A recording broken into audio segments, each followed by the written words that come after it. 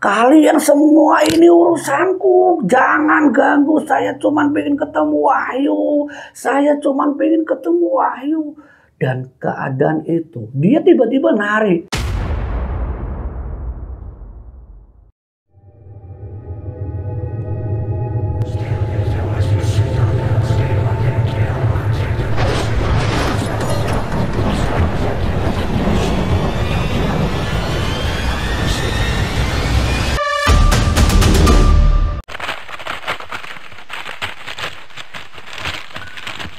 Bismillahirrahmanirrahim. Assalamualaikum warahmatullahi wabarakatuh. Alhamdulillah, jumpa kembali bersama saya Pak Ade di channel Lambe Ireng.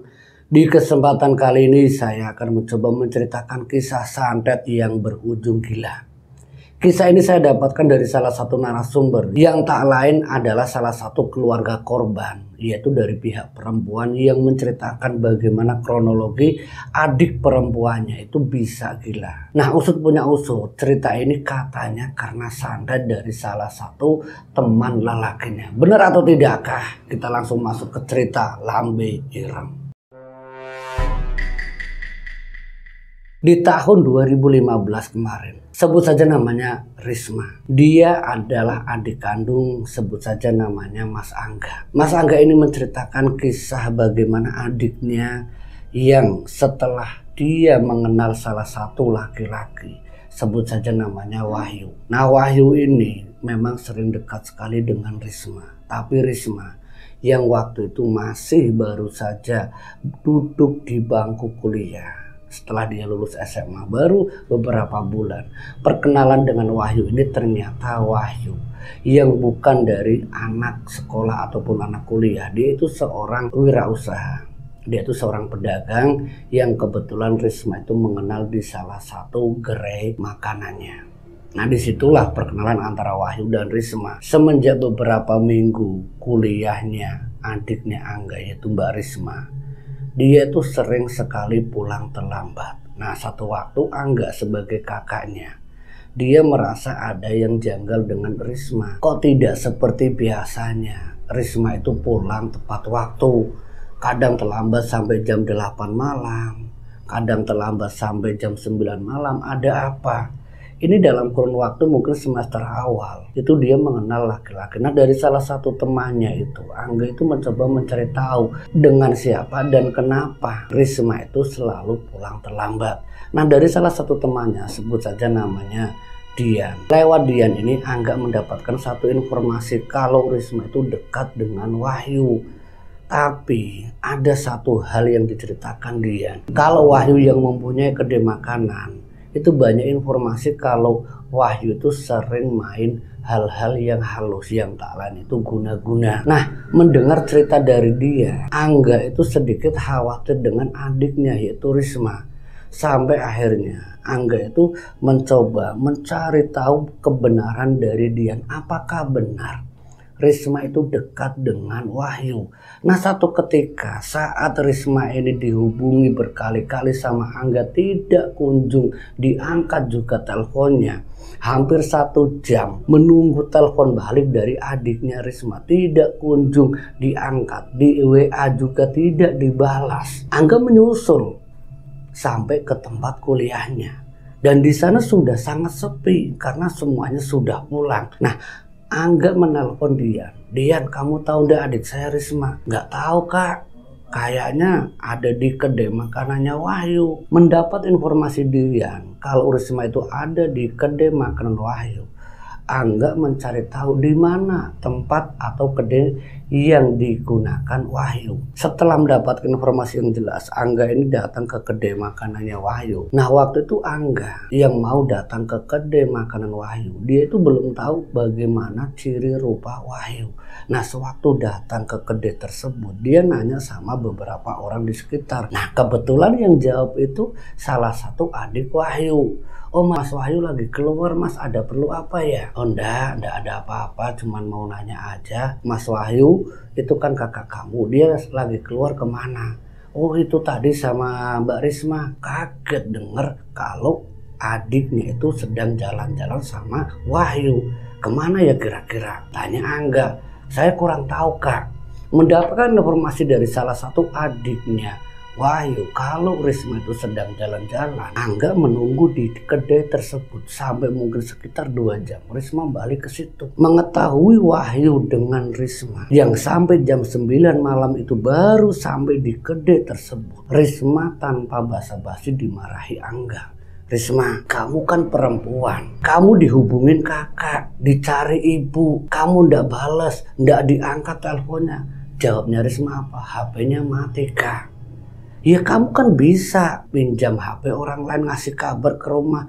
Kakak ini khawatir, kamu itu perempuan, kalau kenapa-napa siapa yang repot? Itu posisi di kedai. Angga itu langsung marah-marah sama Risma. Nah Wahyu yang mengajak Risma keluar itu pun tidak luput dimarahi oleh Angga. Mas maaf ya, sampean kan laki-laki. Saya tahu sampean ini ya seperti saya laki-laki. Tapi sampean setidaknya ada hormat-hormatnya sama keluarganya. Ya jangan seperti ini. Kalau misalkan mau ajak anak orang, tidaknya izin dulu sama ibunya. Jangan kayak gini pulang sekuliah langsung diajak main, dia ndak izin sama di rumah. Kalau ada apa-apa siapa yang tanggung jawab? Iya kalau saya tahu sama kamu. Kalau saya tahunya tuh sama orang lain terus kenapa-napa sama adikku, siapa yang mau tanggung jawab? Wahyu terdiam sejenak saat itu. Beberapa orang di kedainya Wahyu itu sempat menengahi Angga, Risma dan Wahyu. Mas sudah mas, ini di tempat umum mas. Kalau masalah kayak gini selesaikan aja di rumah. Angga yang dinasehati salah satu pelanggan di kedainya Wahyu akhirnya pun menurut. Ya sudah, maaf ya semuanya sudah ganggu kalian yang sedang makan. Risma ayo pulang. Tapi Risma tidak mau. Dia sudah tahu kalau mungkin Risma bakal dimarah-marahi Angga. Enggak kak, saya pulang sendiri aja. Risma pulang. Lah ini motornya gimana? Sudah tinggalin aja. Nanti biar bapak atau siapa yang ambil motor ini di sini. Enggak kak, Risma naik sendiri aja. Risma dipaksa untuk bonceng kakaknya. Motor itu pun ditinggalkan di kedai Wahyu. Nah beberapa jam setelahnya orang tuanya yang dihubungi Angga itu mengambil motor Wahyu. Dan ternyata saat di kedainya Wahyu sekitar jam 10 malam, kedai yang belum tutup, orang tuanya itu marah-marah sama Wahyu. Kamu ya kurang ajar, bawa anak orang tanpa izin. Awas kalau kamu ketahuan bawa anak saya lagi, apalagi tanpa seizin. Mulai saat ini jangan pernah dekat-dekat dengan anakku. Kabar Wahyu itu dimarahi orang tuanya itu didengar Angga setelah orang tuanya itu pulang. Menjelaskan ke Angga kalau Wahyu sudah saya peringatkan Angga. Kamu ndak usah khawatir, Risma biarkan kuliah. Dan Risma pun kena omelan orang tuanya. Kamu anak perempuan, kalau kamu mau pacaran, kalau kamu mau kenal sama laki-laki, dan bukan fokus sama kuliah kamu, mendingan ndak usah kuliah. Kamu maunya nikah, nikah saja. Itu perintah dari orang tuanya. Dan Risma pun hanya tertunduk menangis. Sementara Angga, kakaknya, mendengarkan apa yang dikatakan orang tuanya untuk Risma, bahwa Risma itu dilarang untuk berkenalan ataupun berhubungan dengan Wahyu. Dan Risma yang saat itu dimarahi, diomeli oleh bapaknya, ibunya yang dari kamar itu datang karena mungkin sudah malam. Ibunya, ada apa sih ini pak, ribut-ribut malam kayak gini? Ini loh bu anak kamu. Dia bu jam 9 itu masih ada di kedai orang. Dan bukan hanya itu, ini Angga yang nyaksiin kalau Risma itu keluar jalan-jalan sama laki-laki. Sementara ibunya bilang sama Risma, Risma dengerin bapak kamu. Bapak kamu itu marah karena sayang kamu. Sudah sini Risma, ayo sama ibu. Dan Risma pun menuruti ibunya masuk ke kamar. Ibu jangan dibelain anak seperti itu. Pak, kasih tahu anak jangan marah-marah pak. Kalau dia dimarahi nanti bisa kena mental. Dia kan masih sekolah, dia masih kuliah. Cukup diingatkan saja pak sama istrinya itu. Dan Angga membela ibunya. Benar juga pak apa kata ibu. Dan saat itu pun pertengkaran selesai. Di keesokan harinya Risma yang berangkat kuliah seperti biasanya. Dan Risma pun menuruti. Mungkin minggu-minggu awal sampai hampir 1 bulan Risma ini tidak pernah lagi yang namanya ketemu Wahyu. Walaupun lewat di kedai makanannya, walaupun Wahyu setiap kali manggil Risma. Karena dia sebagai salah satu orang terdekat Risma yang setiap hari berangkat kuliah bersama dan pulang bersama. Jadi Angga itu tahu betul bagaimana kelakuan adiknya dengan informasi terdekat yaitu dia. Tapi ada satu kejadian. Setelah hampir 1 bulan Risma tidak pernah ketemu dengan Wahyu. Wahyu itu memaksa menghentikan laju motor Risma saat lagi boncengin dia. Dan Risma yang tiba-tiba dikatakan oleh Wahyu, "Kamu kenapa Risma? Kamu sekarang sudah tidak mau dekat dengan aku." Dian yang jawab, bukan Risma. "Mas Wahyu, maaf ya. Risma ini masih pingin fokus kuliah, jangan diganggu. Sudah mas, nanti kalau misalkan jodoh nggak bakal kemana. Kamu diem." Dian disuruh diam sama Wahyu. "Risma, kalau memang kamu sudah tidak mau sama saya, ini sedikit makanan buat kamu." Dan makanan itu pun diterima oleh Risma. Makanan itu dibawa pulang bersama Dian. Saat sampai di rumah, makanan itu dimakan oleh Risma. Dan setelah makanan itu sampai ke mulut dan ke perut Risma, beberapa hari setelahnya, Risma itu mengalami keadaan yang mungkin sangat aneh bagi Angga. Karena setiap hari, setiap waktu, hanya Wahyu yang ada dalam pikirannya Risma. Sampai Angga itu bertanya-tanya, "Kamu kenapa Risma? Kamu bengong kayak gitu. Bukannya belajar, kamu malah nunggu cecetan." Dan HP yang diambil oleh Angga dari tangan Risma itu seperti cecetan atau seperti WA dengan Wahyu. Sampai Angga itu coba menasehati sama Risma. "Risma, kamu boleh berhubungan dengan siapa saja, tapi mbok yo fokus sama kuliah kamu. Jangan setiap kali kamu di rumah itu pekerjaannya cuma HP saja. Pekerjaan yang lainnya berantakan. Nanti lama-lama ibu dan bapak itu juga bakal marahin kamu kalau kamu seperti itu terus." Itu Angga mengira kalau hal itu hanya sebatas mungkin rasa kangen atau apa. Sebagai kakak mungkin dia tahu betul ketika perasaan kangen itu muncul. Tapi hal itu terus menerus berlanjut. Dan yang paling aneh, saat dia tertidur, itu suara yang keluar itu dia ngigonya tentang Wahyu. "Mas Wahyu, Mas Wahyu, Mas Wahyu." Dan kata panggilan Wahyu itu didengar oleh Angga, termasuk bapak dan ibunya. Datang ke kamar Risma. Saat dibangunkan, Risma itu memeluk kakaknya Angga. "Mas Wahyu, Risma, sadar, ini kakakmu Angga." Dipentalkan tubuh Angga. "Kamu kenapa Risma? Kamu kenapa?" "Mas Wahyu, sini mas." Itu dalam keadaan dia baru dibangunkan. Dan saat di pagi hari, tidak seperti biasanya, Risma bangun jam 5 pagi itu seolah-olah sudah kepingin berangkat. Itu jam 5:30 pagi. Padahal jarak dari tempat dia tinggal ke kuliahnya itu hanya butuh setengah jam. Tapi jam 5:30 dia sudah siap-siap. Sampai orang tuanya termasuk Angga itu bingung. "Kamu mau kemana Risma? Jam segini sudah rapi. Mau berangkat kuliah. Kamu sadar enggak ini jam berapa?" "Pokoknya Risma mau berangkat duluan pak, biar enggak telat." "Risma, ini jam berapa?" Beberapa kali orang tuanya menanyakan. Keadaan anak itu berkali-kali dan terulang terus-menerus sampai akhirnya 1 bulan itu membuat Risma itu seperti tergila-gila dengan Wahyu. Dan satu hal yang diceritakan dia, kalau setiap dia berangkat kuliah, dia tidak pernah sampai ke universitasnya. Itu selama 1 minggu terakhir bersama Dian. Dian diminta sama Wahyu, seolah-olah Dian tidak bisa berkata apa-apa, tidak bisa mengadu ke Angga ataupun ke orang tuanya. Ini Dian. Jadi selama 1 minggu terakhir yang dialami oleh Risma, dia itu sering keluar bersama Wahyu. Dan saat mengetahui hal tersebut itu disaksikan atau diketahui dari temannya Angga, bukan dari Dian. "Angga, itu adik kamu kok sama Wahyu lagi?" "Ah, yang benar." "Iya enggak, itu saya ngelihatnya bukan sekali atau 2 kali, itu jamnya jam kuliah adik kamu." Angga mencoba menelusuri dan yang ditanya pertama itu Dian. Dan jawaban dari Dian hanya mengakui. Dan selama 1 minggu itu terus menerus bersama Wahyu. Itu kata Dian. "Kenapa kamu tidak bilang Dian?" "Tidak tahu Kak Angga. Saya sepertinya berat sekali untuk mengadu kesampaian." Dari situ Angga dengan teman-temannya yang waktu itu masih ada satu rombongan. Dari salah satu temannya Angga itu menceritakan dan memberikan saran. "Mungkin adikmu Risma, dia itu kena guna-guna." "Maksud kamu apa?" "Ya coba kamu lihat saja. Risma ada tingkah yang aneh enggak? Mungkin beberapa hari kemarin." Angga mencoba mengingat. Mungkin bukan beberapa hari kemarin saja, tapi sudah hampir berbulan-bulan. Nah di situ mungkin ada sesuatu yang janggal.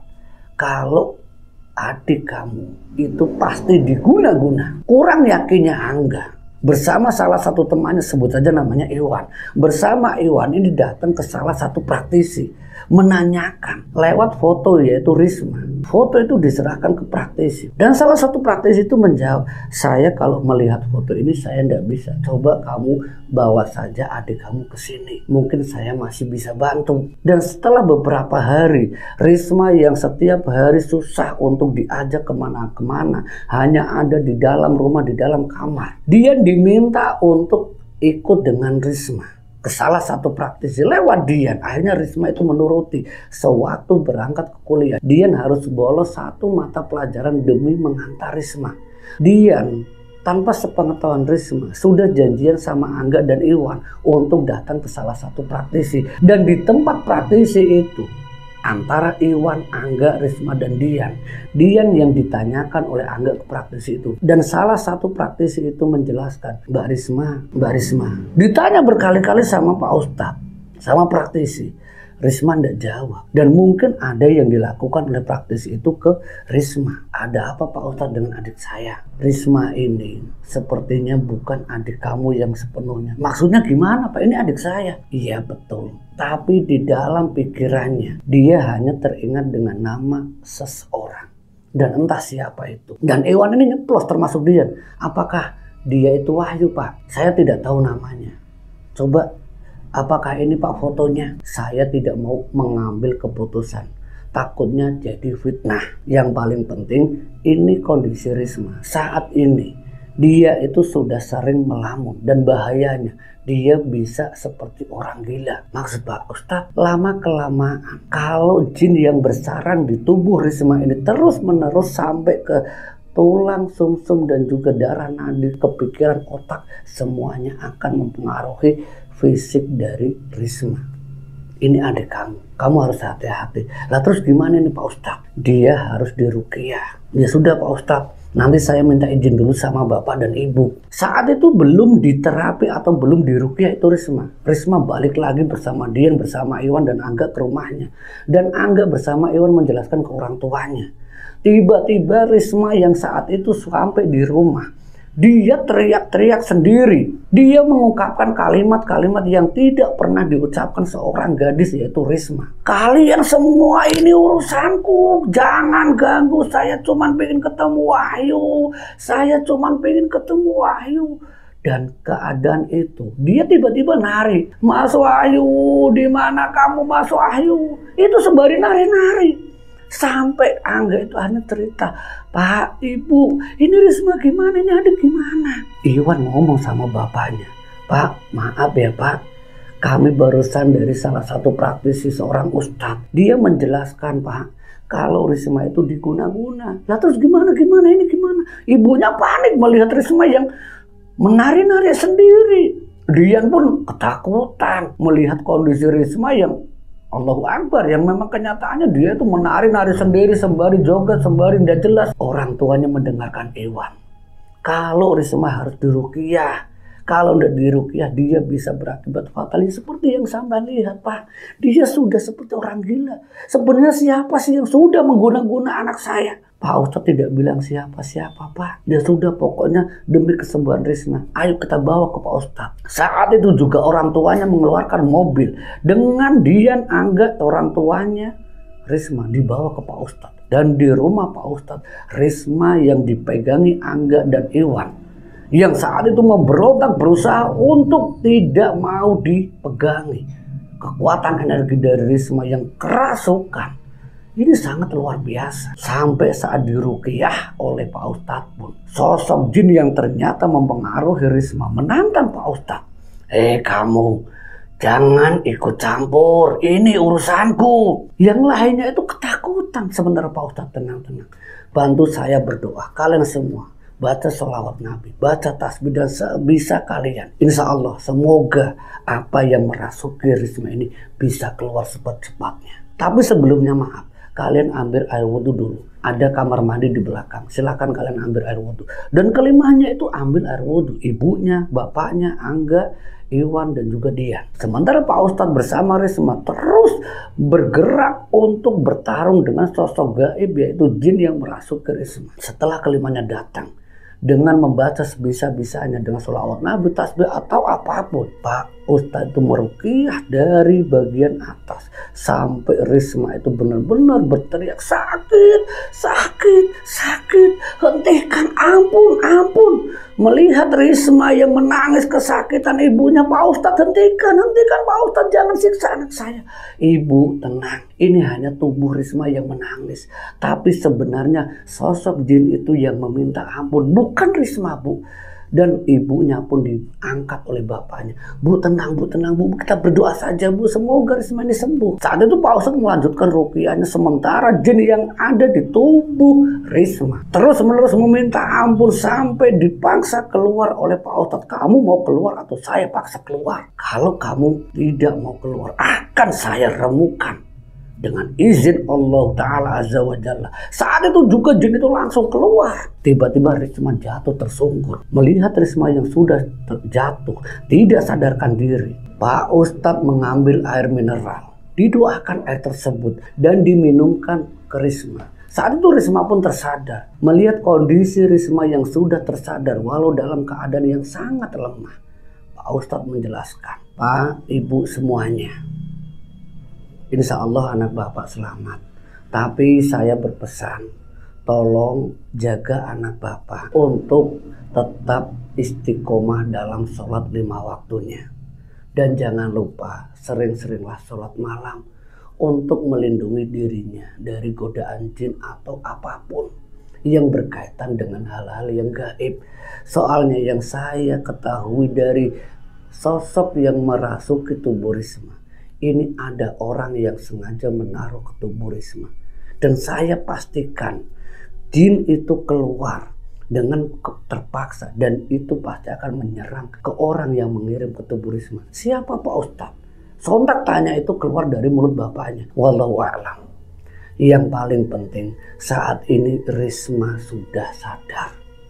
Bukankah itu keinginan Bapak? Kalau saya diminta untuk mengembalikan santet atau guna-guna ke orang yang sudah mengirim, itu bukan saya.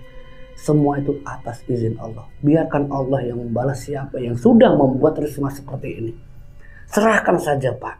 Nggak usah Bapak cari tahu siapa pelakunya. Setelah Risma ini sadar, dia semuanya akhirnya pamitan sama Pak Ustadz. Selang 1 bulan, warung makan atau kedai Wahyu itu tiba-tiba tutup. Dan salah satu adiknya Wahyu sempat ditanya sama Angga, kemana Wahyu? Kok ini kedainya sudah tutup? Ternyata Wahyu dari adiknya dikabarkan dia mengalami kegilaan yang selalu mengacak-ngacak warung makannya sendiri, kedainya sendiri. Dan itu ternyata kabar itu sudah didengar oleh semua termasuk Risma dan Dian. Tapi waktu itu belum cerita sama Angga. Inilah cerita dari Angga yang akhirnya santet itu menyerang balik ke pelakunya. Semoga dari kisah ini kita bisa ambil hikmah pelajarannya. Saya Pak Ade dari channel Lambe Rengli. Terima kasih untuk kalian semua yang sudah dukung dengan subscribe dan juga komen, like, share kalian. Terima kasih. Akhirul kalam wallahu muwaffiq. Wassalamualaikum warahmatullahi wabarakatuh.